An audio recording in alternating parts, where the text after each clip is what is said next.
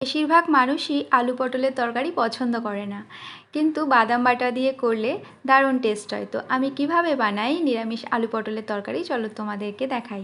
এখানে গরম করা সর্ষের তেলে কিছুটা জিরে ফোড়ন দিয়ে ফার্স্টে আলুটা একটু ফ্রাই করার পরে পটলটা দিয়েও সেটাকে নুন হলুদ দিয়ে ফ্রাই করে নিলাম।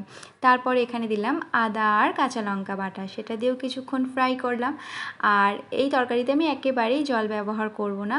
আর আমি কালারের জন্য এখানে কাশ্মীরি লঙ্কার গুঁড়ো ইউজ করেছি, একটু লাল লাল হলে দেখতে ভালো লাগে সেজন্য। আর তারপরে আমি এখানে জিরে গুঁড়ো ধনে গুঁড়ো দেওয়ার পরে আর কিছুটা মিষ্টি দেবো, মানে চিনি দেবো। আর তারপরে আমি এখানে দিয়ে দেবো কুচিয়ে রাখা টমেটো, সেটা দিয়ে ভালো করে কষিয়ে এবার আমি একেবারেই আঁচ কমিয়ে এটাকে ঢাকা দিয়ে হতে দেবো। এভাবেই হতে থাকবে, একটু সময় লাগবে। আর এখানে দেখো আমি বাদাম বেটে নিয়েছি, এবার আমি বাদামটাও দিয়ে দেবো, বাদাম বাটাটা। আর এটা দেওয়ার পরে ওই বাদাম বাটার যে বাটিটা আছে সেটা ধুয়ে সামান্য একটু জল, মানে ওই বাদাম বাটার যে জলটা সেটা দিলাম। আর এখানে চিনি দিয়েছি, দেওয়ার পরে আবার এভাবে নাড়বো চাড়বো।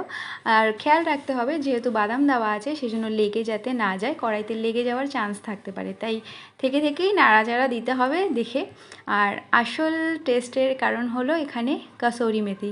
তো কসুরি মেথি আর বাদাম মিলে যে টেস্টটা হয় সেটা দারুণ লাগে। আর বাদামটা অবশ্যই ভিজিয়ে রাখা কাঁচা বাদাম, যেটা আমি ভিজিয়ে রেখেছিলাম আর খোসাটা ছাড়িয়ে নিয়ে তারপরে বেটেছিলাম। তো যারা পছন্দ করো না তারা এভাবে একবার খেয়ে দেখো, ভীষণই ভালো লাগবে।